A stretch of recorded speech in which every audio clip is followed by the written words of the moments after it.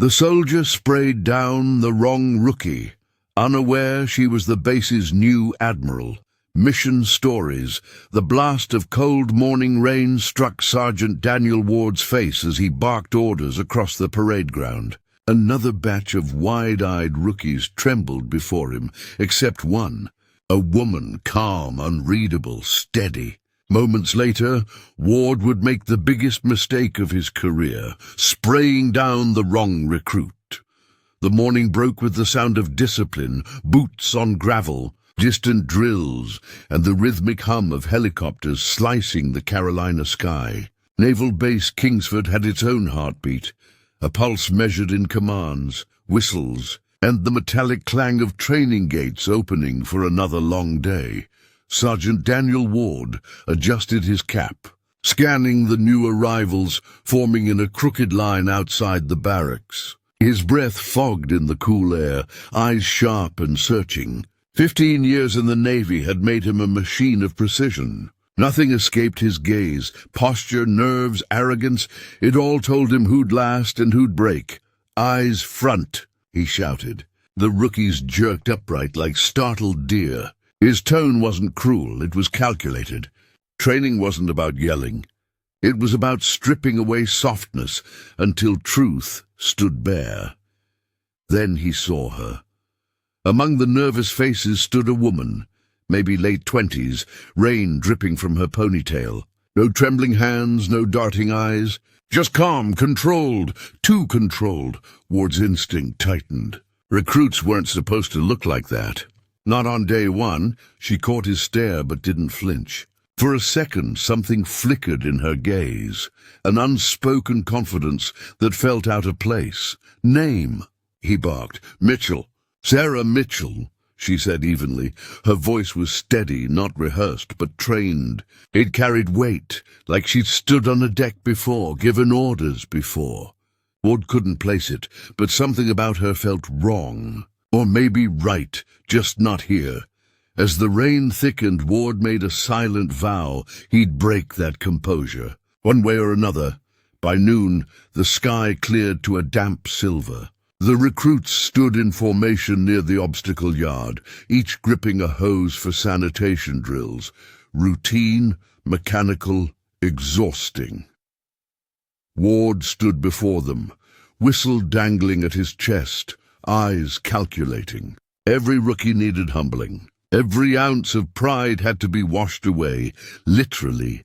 "Spray down your gear," he barked. "You've got 60 seconds. Water hissed across the yard, laughter mixed with confusion as some recruits overdid it, drenching each other by accident. But when one recruit's nozzle jammed, chaos erupted. Mud splashed, shouts echoed, and Sarah Mitchell stepped forward, steadying the young recruit beside her. "Keep it low," she said calmly, adjusting the hose valve with practiced hands. Her tone, commanding yet calm, snapped Ward's attention. "Mitchell!" he barked. "You giving orders now?" "No, Sergeant," she said. "Just then drop it." The tone in his voice made every recruit freeze. She let go. Mud splashed her boots, but she didn't react. Ward's eyes narrowed. That composure again, that infuriating calm that screamed, "I've seen worse." He stepped close, his shadow falling across her. "You think this is a game, rookie? You think you know better than me?" "No, Sergeant." "Then you'll clean every inch of this yard," he snapped, grabbing the spare hose. The next moment was instinct, rash, unthinking. He pulled the trigger and sprayed. Water hit her uniform, soaking her hair and sleeves in seconds. Gasps rippled across the line. The rookies stared, terrified. No one spoke. Mitchell didn't move. She just stood there, drenched, eyes locked on his, steady, unshaken. But deep inside those calm eyes, a storm flickered, and Ward, for the first time in years, felt something shift inside his chest. Regret. Later that evening, Ward sat alone in the training office, the fluorescent lights buzzing overhead. His reflection in the window looked older, tired eyes behind authority. He told himself it was just another drill, another lesson in humility. But his gut twisted differently this time. The memory of Mitchell's stare wouldn't fade. It wasn't defiance. It was disappointment, as if she'd seen something in him she didn't expect to find. Outside, the recruits gathered near the mess hall, whispering. Ward's name floated between them, half fear, half awe. But Mitchell sat apart from the crowd, silent, polishing her boots. No complaints, no anger. Just focus. Corporal Flinch, Ward's longtime assistant, leaned against the doorway. "Sir, about earlier. Command heard the commotion. They want a report," Ward grunted. "It was nothing. Standard discipline." Finch hesitated. "She's not standard, sir." "That one, she carries herself like brass." Ward's brow furrowed. "She's a rookie." Finch shrugged. "Maybe, but the admin office said her paperwork came through directly from Fleet Command. No listed sponsor, no prior record.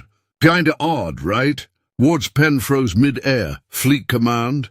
Direct clearance. He brushed it off, but the unease grew heavier. That night, as the base lights dimmed and silence settled over the barracks, Ward walked past the rookie quarters. Through the half-open door he saw her again, Mitchell, kneeling beside her bunk, wiping down her soaked boots from earlier, meticulous and quiet. There was something haunting about her silence, like she'd been through storms far worse than water.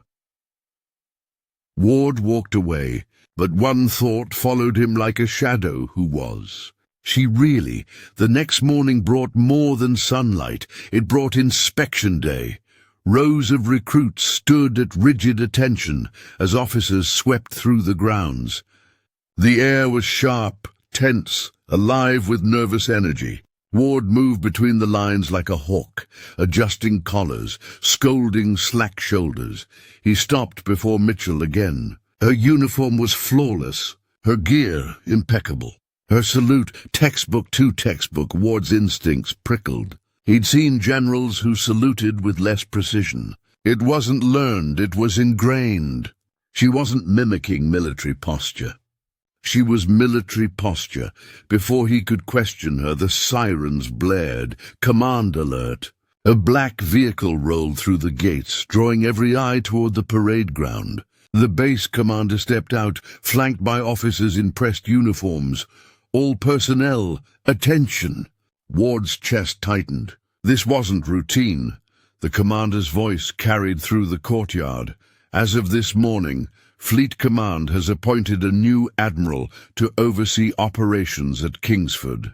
She will be observing training procedures incognito for evaluation purposes." A murmur spread through the ranks. Ward froze. Incognito. He turned his eyes slowly toward Mitchell. She stood motionless, gaze fixed straight ahead, but her jaw tightened almost imperceptibly. The commander continued. "All staff are advised to conduct themselves with utmost professionalism." Ward's stomach dropped. He couldn't breathe. She wasn't a rookie. She was the admiral, and he'd humiliated her. Publicly, harshly, unforgivably. The room felt colder that evening. Ward sat at his desk, replaying the moment over and over, the hose, her silence, her eyes. Every fragment of that day now burned with shame. His throat ached with unspoken apology, but the Navy didn't run on feelings. It ran on protocol. And his mistake had crossed every line of it. The door opened softly. Sarah Mitchell stepped in, no longer in rookie gear, but in full uniform. Her rank insignia gleamed under the harsh office light. For a heartbeat, Ward couldn't move. "Admiral Mitchell," he whispered, standing automatically at attention. "At ease, Sergeant," she said quietly. Her tone wasn't cold, it was controlled. The same calm that once unnerved him now felt heavier, almost compassionate. "I wanted to see you before command does," she continued. "Before this turns into paperwork and punishment." He looked down, ashamed. "Ma'am, I take full responsibility. My behavior was unacceptable?" She finished softly. "Yes, but not unforgivable." Her eyes softened. "You didn't know, and you did what you thought was right for your recruits. That's leadership, Sergeant. Misguided maybe, but real." He couldn't look up. The silence stretched, thick, heavy, human. "I didn't come here to humiliate anyone," she said finally. "I came to understand why good soldiers lose compassion while trying to teach discipline." Ward's chest tightened. Her words cut deeper than any reprimand could. "I'll report what I saw," she added gently, "and what I learned." As she turned to leave, Ward whispered, barely audible, "I'm sorry." Mitchell paused at the door. "I know," she said, and for the first time in years, the soldier who broke others broke himself. The base always felt quieter after a storm. That night, the wind howled through the barracks like a ghost, whispering truths the walls weren't meant to hear. Ward lay awake in his quarters, staring at the ceiling, his mind replaying the scene like a cruel reel of film he couldn't pause. Every drop of water he'd sprayed now felt like acid in his memory. He had humiliated a superior officer. But what gnawed at him more was how she had reacted. With patience, restraint, almost empathy. It wasn't how most officers handled disrespect. It was how leaders handled broken systems. Ward turned over, restless. He'd spent years believing toughness was the same as strength, that yelling, shaming, and breaking people made them better soldiers. But in her silence, Admiral Mitchell had exposed something rotten in his methods, something he didn't want to admit. The next morning, he arrived at the training grounds early. The recruits were still asleep, the world dim and blue. He walked to the same spot where it had all happened, the puddle still faintly visible. He stood there in silence, hands in his pockets, breath clouding in the cold air. Flinch joined him quietly. "Sir, you okay?" Ward exhaled. "No, but I will be." Flinch hesitated. "Command's talking. Some say she's not pressing charges."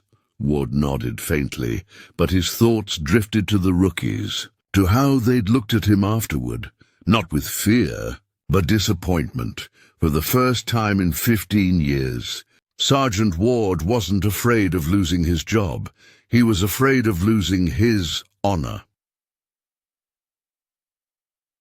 When morning drills resumed, the recruits lined up as usual, but something was different. Admiral Mitchell, now in full command uniform, stood beside the reviewing officer. Her expression was calm, but unreadable, and her presence shifted the entire atmosphere of the yard. Ward's pulse pounded beneath his collar.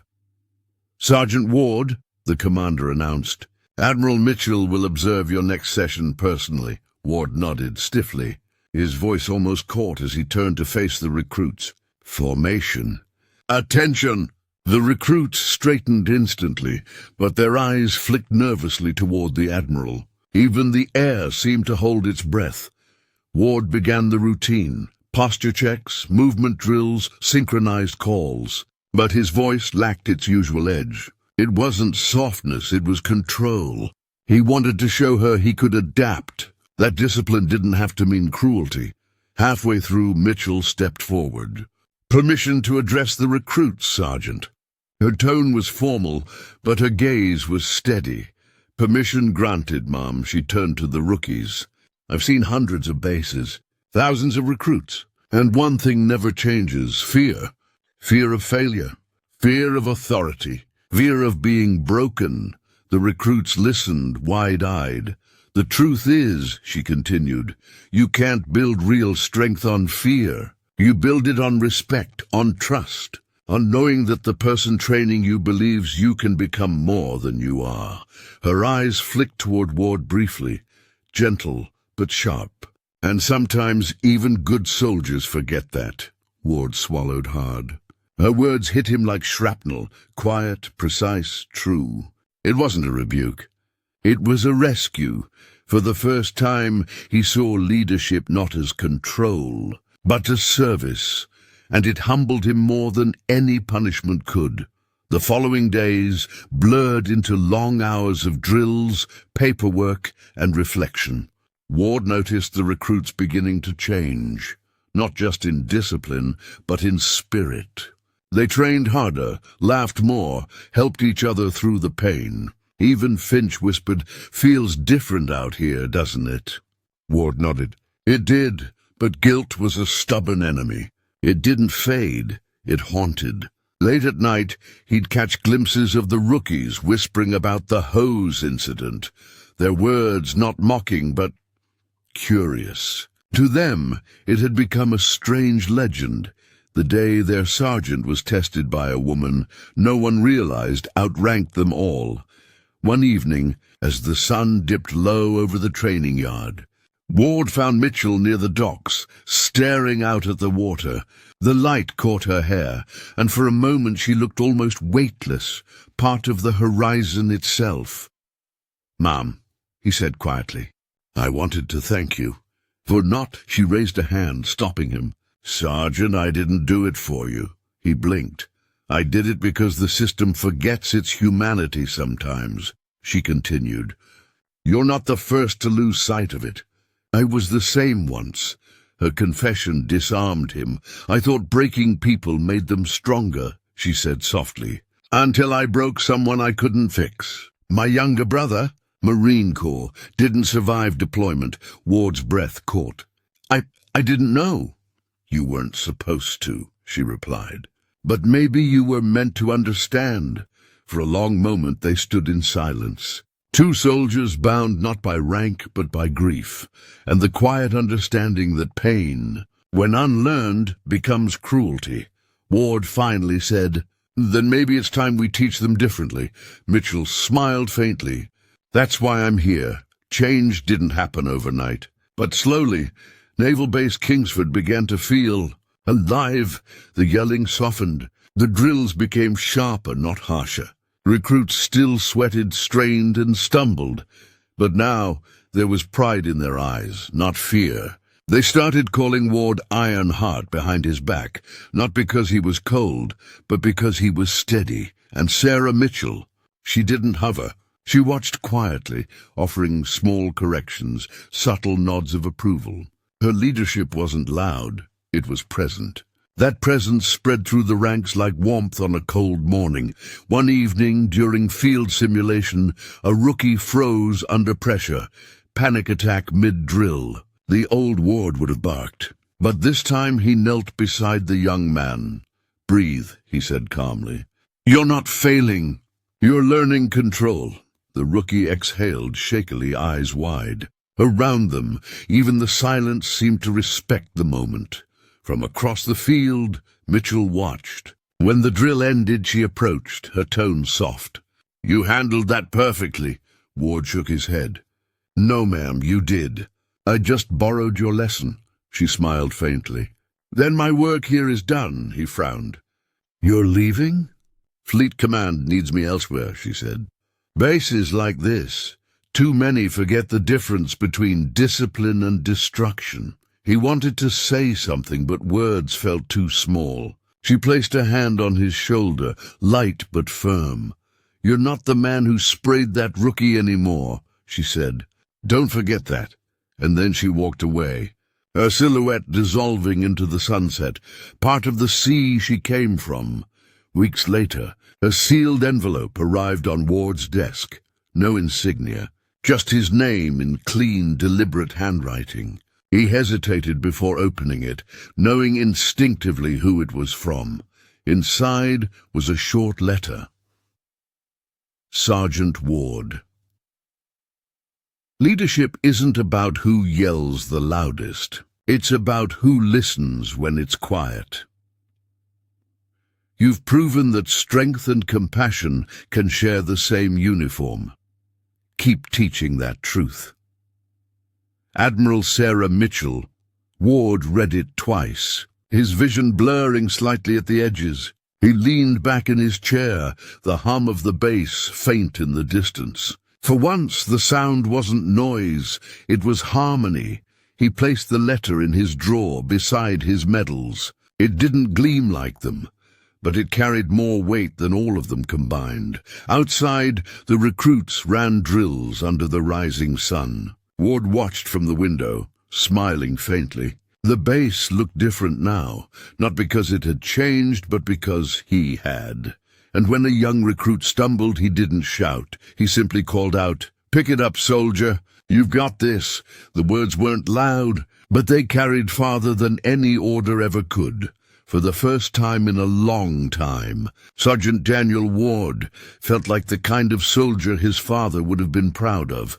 And somewhere beyond the waves, Admiral Sarah Mitchell smiled, because the mission was never about power. It was about humanity.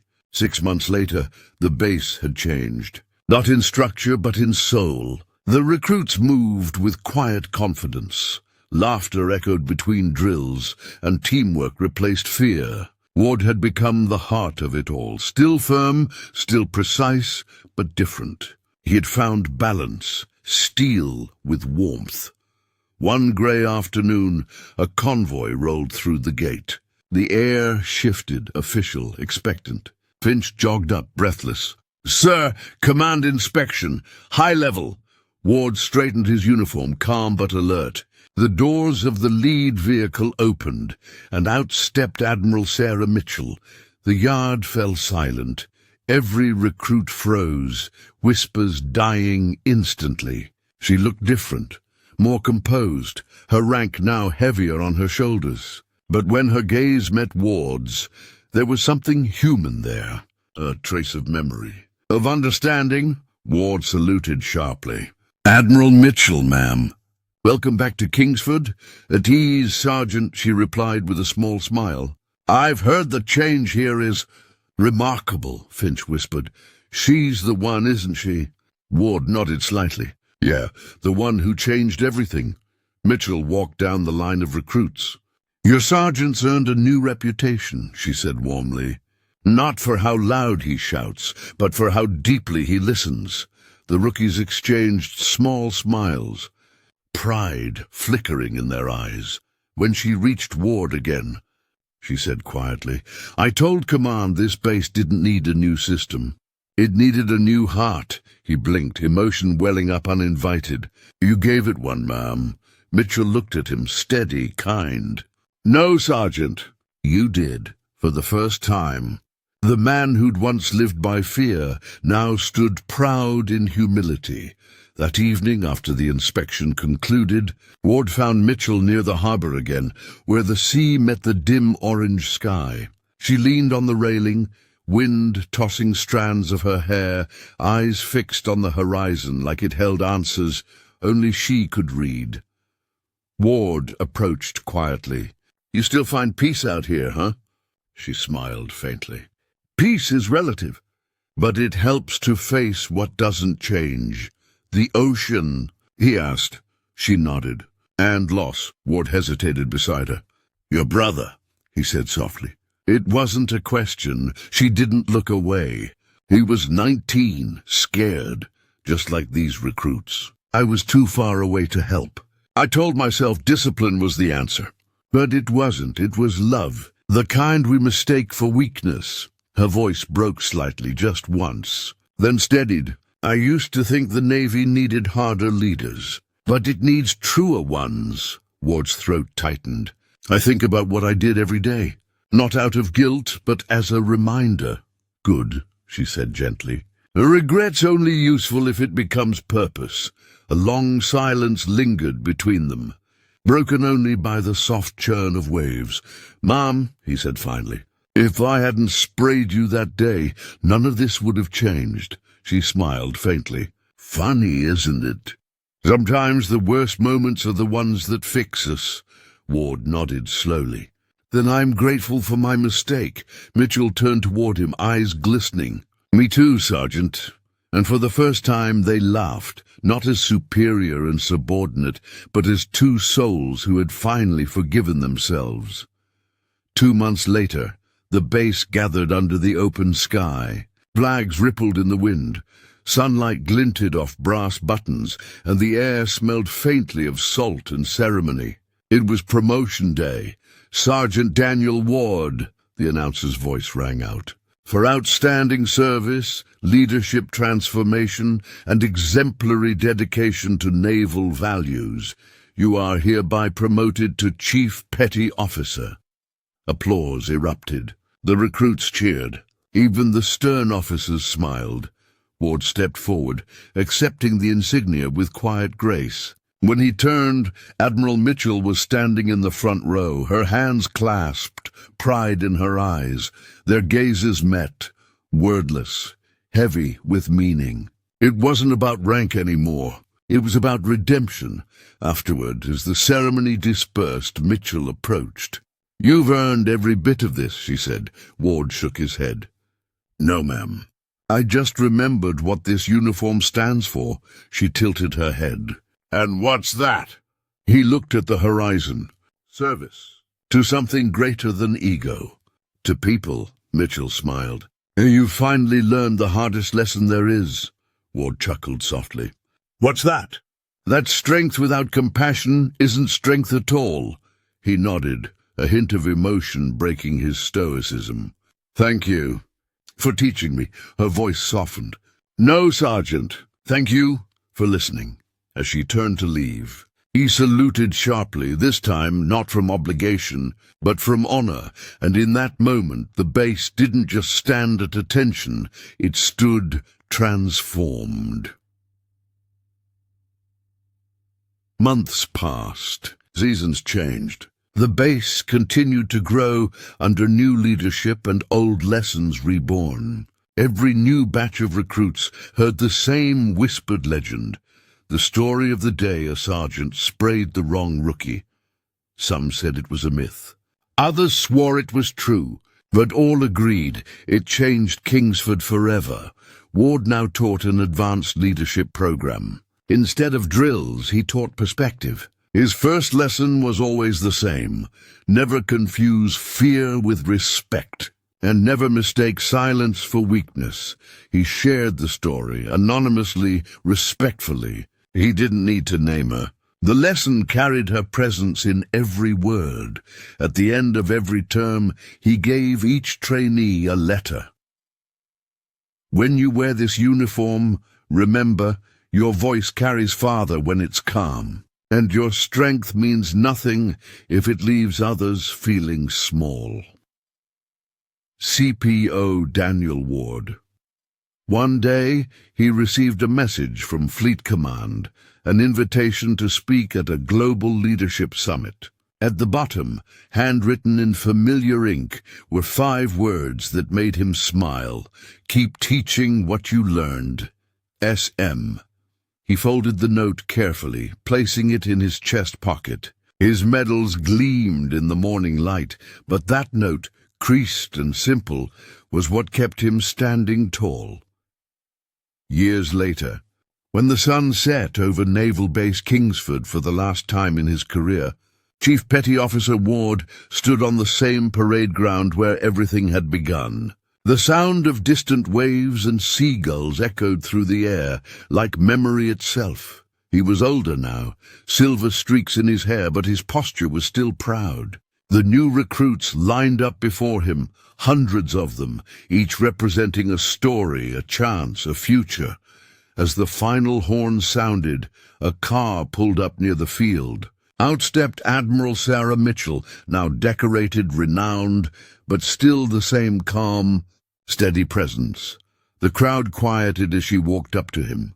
"Chief Ward," she said softly, "you've done this base proud." He smiled faintly. "I just followed your example, ma'am." She looked around at the gathered recruits, then back at him. "No, Daniel, you built something I could only imagine." A hush fell as they saluted each other, slow, deliberate, heartfelt. No words were spoken. None were needed. The sea breeze carried the moment like a hymn. 2 soldiers, once strangers divided by a mistake, now united by the lesson it taught them both.